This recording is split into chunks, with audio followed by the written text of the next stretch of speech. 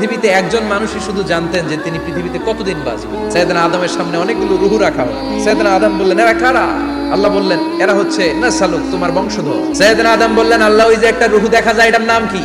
আল্লাহ বললেন, হাদা ইবনুকা দাউদ, এটা তোমার ছেলে দাউদ, সে দুনিয়াতে নবী হয়ে আসবে, তার ছেলে সুলাইমান নবী হয়ে আসবে। সাইয়েদনা আদম বললেন, মাবুদ, আমার ছেলে দাউদের কত বছর হায়াত আপনি দিয়েছেন? আল্লাহ বললেন, 40 সানা, মাত্র 40 বছর, 4 ইয়ার্স। ও আল্লাহ, আমি বাঁচবো কয় বছর? তুমি বাঁচবা 1000 বছর। সাইয়েদনা আদম বললেন, মাবুদ, এত ফুটফুটে সুন্দর আমার ছেলে দাউদ মাত্র 40 বছর দিলেন কেন? জিদ মিন উমরিহি বানায়ালেন, আমার 1000 বছর থেকে 60 বছর আমি আমার ছেলেরে দিয়ে দিলাম।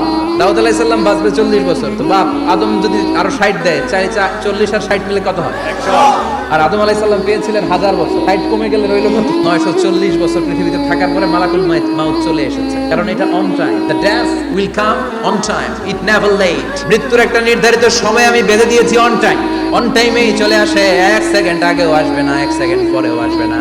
940 বছর বয়সে মালাকুল মাউত এসে হাজির, এসে বলল, জিইতু আন আকবাদা রূহাক, রূহ কবজ করতে আসছি। আদম আলাইহিস সালাম বললেন, রূহ কবজ করতে আসছি মানে? আমি বাঁচবো তো 1000 বছর। মালাকুল মাউত বললেন, না না, ওই যে আগের কথা স্মরণ করেন, আপনি 60 বছর দিয়ে দিয়েছিলেন। কয় না, আমি দেই নাই, আমি আরো বাঁচুম। মালাকুল মাউত বললেন, আপনি দিয়েছেন। আদম বলে, দেই নাই। আল্লাহ কয়, থাক, কথা কইস না, আয়া বস। সুবহানাল্লাহ পড়ো। নাসিয়া আদম ফানাসিয়া বানু, ভুলে গেছেন। আমরা ভুলে যাই, আমরা খেয়ে বলছি খাই নাই। নিছিলাম পকেটে, কয় নেই নাই। নাসিয়া আদম ফানাসিয়া বানু, বিশ্বনবী বললেন, আদম ভুলেছে তো তার সন্তানরাও ভুলে যায়। জাহাদা আদম ফাজাহাদাত যুররিয়াতু, আদম অস্বীকার করেছে, তার সন্তানরাও অস্বীকার করে। সেদিন থেকে আল কিতাব ওয়া শুহুদ, মানে লিখে রাখার সিস্টেম আর সাক্ষীর সিস্টেম চালু হয়েছে। সুবহানাল্লাহ পড়ো। সুবহানাল্লাহ।